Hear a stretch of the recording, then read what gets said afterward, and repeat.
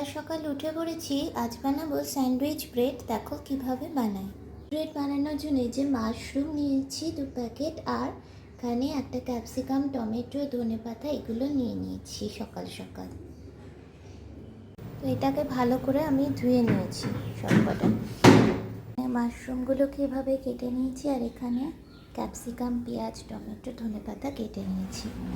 এবার আমি কড়াইতে একটু সাদা তেল দিয়ে ভাজার জন্য।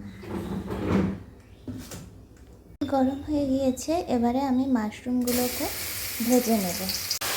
মাশরুমগুলো দিয়ে দিচ্ছি। এবারে আমি এর মধ্যে একটু গোলমরিচ গুঁড়ো আর একটু নুন অ্যাড করে দিলাম,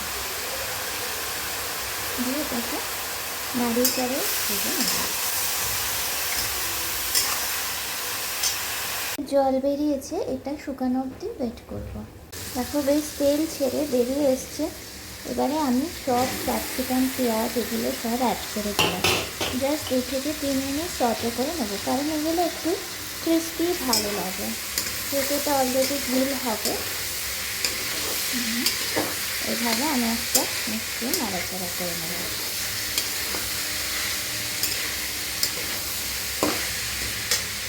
মিনিট ভাজা হয়ে গেছে। আমি একটু টমেটো সস, একটু সয়া সস আর সামান্য একটু চিলি সস অ্যাড করে দেব।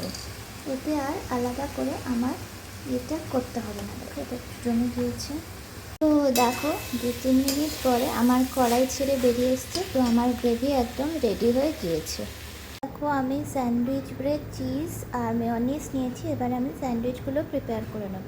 তো এখানে দেখো আমি মেয়োনিজটাকে এভাবে লাগিয়ে নেব প্রত্যেকটা ব্রেডের ওপরে।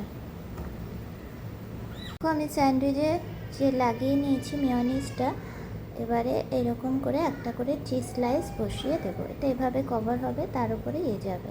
এভাবে চিজ আমি করে নিয়েছি। এখন এগুলো এর ওপরে অল্প অল্প করে ছড়িয়ে দেব, দিয়ে এটার ওপরে কভার করে দেব। যতটা তোমার মনে হয় এভাবে ধরবে, এভাবে দিয়ে দেবে।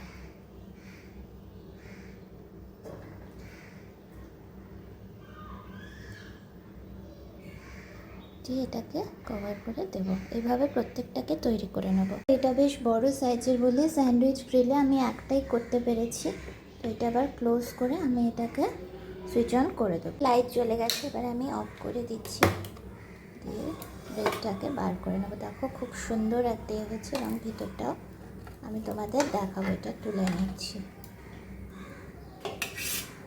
তো এবারে ভেতরটা আমি খুলে দেখাবো, একটু ঠান্ডা হোক।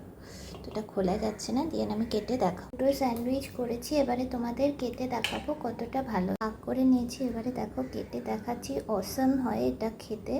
এটা তোমরা অবশ্যই করে খেও।